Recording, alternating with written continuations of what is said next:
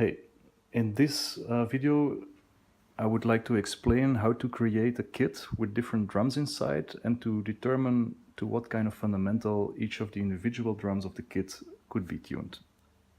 First, let's create a kit. We'll quickly go to the process. First we add a kit, then we're going to add drums to the kit. So let's add a snare drum, a 14-inch snare drum. We're going to tune it to a G3 at maximum sustain and save it. It's added. Now let's add a tom, a 10-inch tom, 6 lugs. Maybe we're going to tune that one to A2, long sustain and save it. Another one, a 12-inch tom, also 6 lugs. Going to tune it up a bit higher than A2, maybe C2, long sustain and save it. Then we're going to add a floor tom, 16-inch, 8 lugs, and that one we're going to tune lower, like F1, maximum sustain, save it. Then we're going to add a kick drum, classic, no, I added a 24, let's change it to a 22 later on, at E1, medium sustain and save it. As you can see, I just added drums and I've selected random frequencies because I don't know, what kind of frequencies I need to select to have a good sounding kit. First, let us correct the mistake I made here.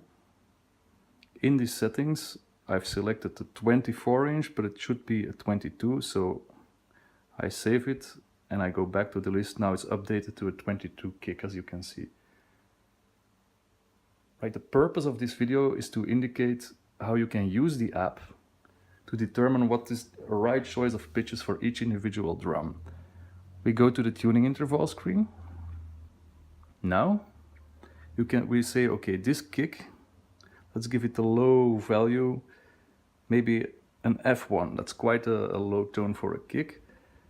And I want a P4 interval for each individual drum in the kit. So it will calculate automatically based upon the selection of your kick where the other drums should be. Now this gives us a nice P4 interval, but the snare drum is tuned quite low. So I want to have the snare drum now in a higher pitch. First I lock the last drum, and if I press left or right, the drum left or right from the lock drum will be changed. So now I'm gonna increase the interval here until an M6 or even an octave. This gives me a G3 sharp, and I like that. It's still quite polyvalent, but has some bite to it. So this is a nice tuning. Now all drums are in a very neat P4 interval expressed toward the kick drum.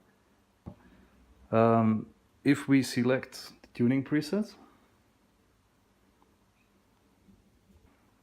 we could still change the sustain duration without changing the actually selected tone. The further you tune the different heads apart, the shorter the sustain will become. If you want to have a maximum sustain at first, it means like both heads will have the same tension. It's a good way to start because then you learn to know your drum, and you can still tune one up down and the other one up while maintaining the same fundamental until you find a sustain duration and a kind of pitch bend that works for you.